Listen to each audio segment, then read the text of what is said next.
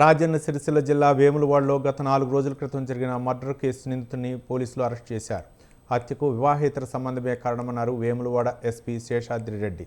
నిందితుడి arrest చేసి రిమాండ్కు తరలించామని, కత్తి, బైకు, పాస్పోర్టు, సెల్ ఫోన్ను సీజ్ చేసినట్లు తెలిపారు.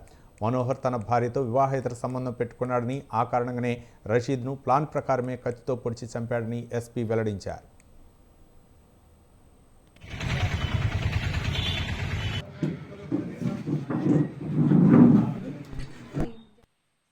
నూనె మనోహర్ అని ఈ వ్యక్తి ఏంటంటే ఇతను దుబాయ్లో ఉంటాడు.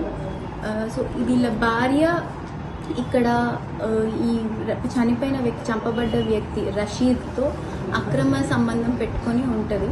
సో ఇతను దుబాయ్లో ఉన్నప్పటి నుంచే కొంచెం ఐడియా ఉండింది ఈ విషయం. ఇతను 45 days బ్యాక్ ఇండియాకి రావడం జరిగింది.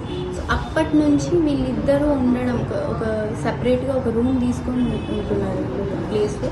సో అదే ప్లేస్లో తిరుగుతూ వాళ్ళ కదలికలను చూస్తూ ఎప్పటికప్పుడు నిఘా పెడుతూ ఉండేవాడనేది చెప్తున్నాడు అతను కన్ఫెషన్.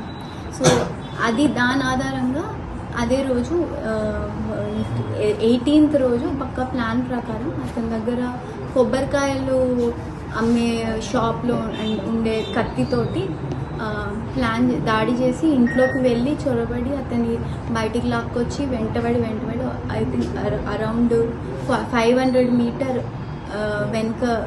వెంటబడి వచ్చి చంపడం జరిగింది.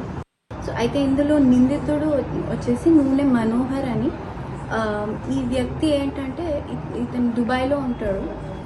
సో వీళ్ళ భార్య ఇక్కడ ఈ చనిపోయిన వ్యక్తి, చంపబడ్డ వ్యక్తి రషీద్తో అక్రమ సంబంధం పెట్టుకొని ఉంటుంది.